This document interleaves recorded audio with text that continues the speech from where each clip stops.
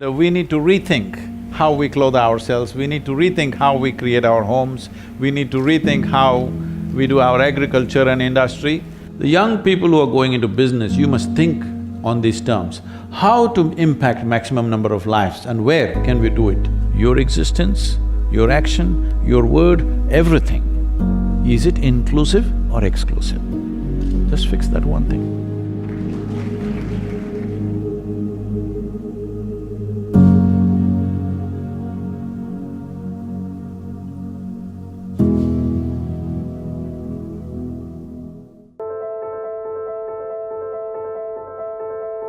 It's wonderful to be here with all of you in this many human endeavors to bring sustenance, comfort, health, well-being to ourselves. Over a period of time, our way of producing our food, agriculture, our way of sustaining ourselves in terms of industry, and even our healthcare, and of course textile, to clothe ourselves. All these things over a period of time, we have made it in such a way, we can say it is definitely bordering on serious violence against everything that sustains us in this world. We are producing food in a violent way, we're living in a violent way, our transportations are violent, even our clothing has become violent. And one important thing is moving towards natural fiber. We need to rethink how we clothe ourselves, we need to rethink how we create our homes, we need to rethink how we do our agriculture and industry. Otherwise, if we just go as we are going, almost every prediction says that in about 25 to 50 years, it'll become very hard to live here on this planet for the future generations. This is a year which is being commemorated in India as the 150th birth anniversary of Mahatma Gandhi, a true apostle of peace, who inspired many movements across the world of finding peaceful solutions to very violent problems, including the civil rights movement in United States was inspired by his work. So as a tribute to him, we thought we will see what are the areas we can cover as a part of this very large-scale initiatives in India to move towards natural farming we have initiated, where millions of farmers are getting involved in this coming years. My aim is that when I fall dead, I would like to leave this planet at least the way our parents gave it to us. In this direction, this going back to natural fiber is a very important part of it. America is important because for whatever reasons, America has acquired a leadership in the world. If you wear blue-colored trousers, half the world is wearing blue-colored trousers. If you tear it up, half the world is tearing it up. So when you have such a leadership, if you go for natural fiber, the world will go for natural fiber. We are grateful and honored to have Norma Kamali, Mara Hoffman, Mimi Prober, and of course our own Sabyasachi. Sabyasachi has been one of the major proponents of natural fiber. If all the designers can push towards encouraging everybody to make at least 50% of their wardrobes into natural fiber, it'll be a great moment to start with.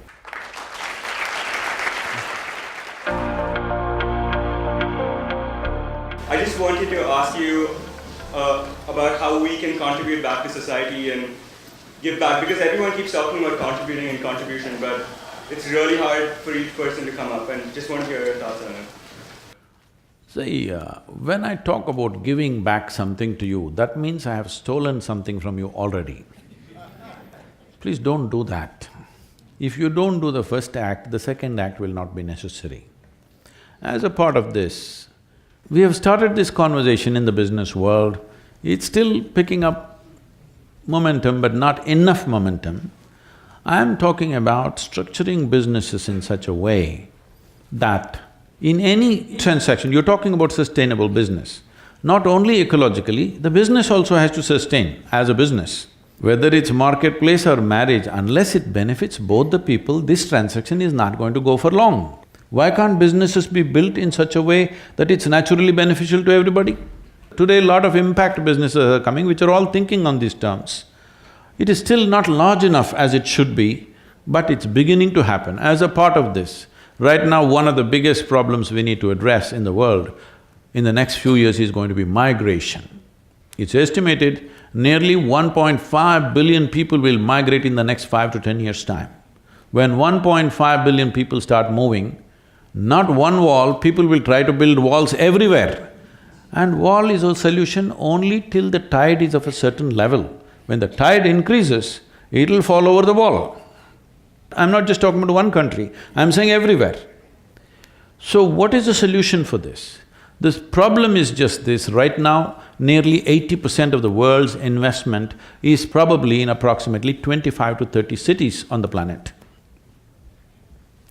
This needs to spread. If investment has to spread, who will risk spreading their investment to a place which is harder to do business? You have to create a fund which will allow a little more easy money. We are looking at this in a big way, trying to work with the United Nations and the large businesses and to set up a trust where businesses will be given soft loans for long gestation period, 12, 15 years, so that you have time to go there, train the people, create talent and create a business and create livelihood there so that people don't have to go away. What kind of business? Well, businesses can decide what kind depending on the terrain, people, the nature of everything else that is their ecosystem. But if we don't do this now, that if we don't spread the world's investment into various areas, you will see when one segment of population is living with so much comfort and well-being, another segment has nothing, you cannot control it. All these years you controlled it because there was no transportation, you understand? Now everybody has transportation. One way or the other they will come in.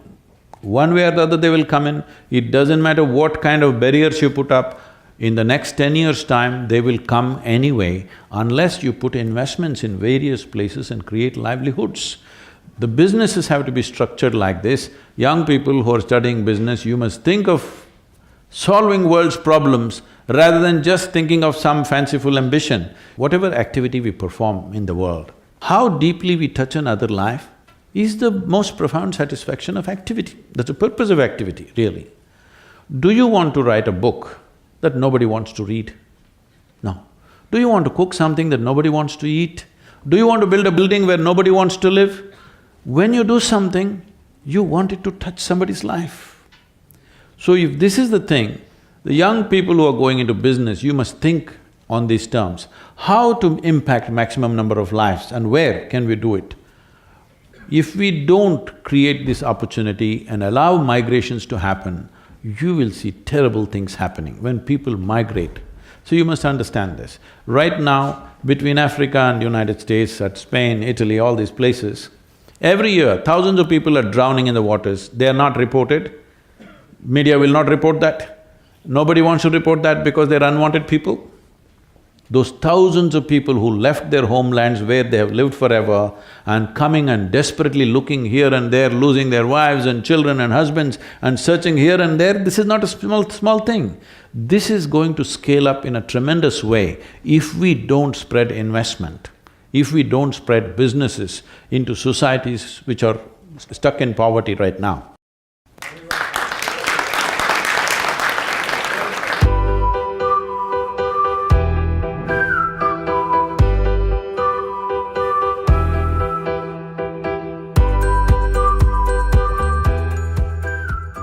My question is, why do people lie all the time? It's not that people lie all the time. You may be just in some bad company right now.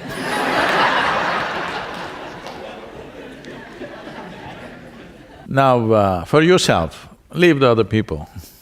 For yourself, you're a little boy. Oh, I'm sorry, you're a big boy.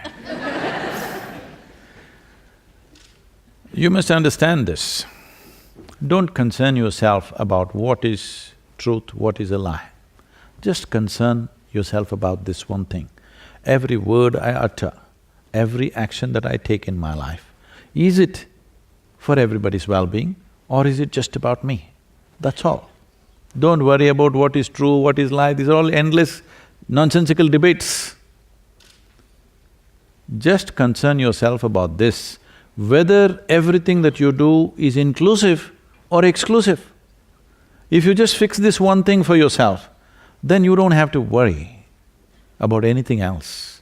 About am I correct, wrong, am I right, wrong, am I sinning or in virtue, am I telling a lie, am I telling the truth, this is not the point. The point is your existence, your action, your word, everything. Is it inclusive or exclusive? Just fix that one thing.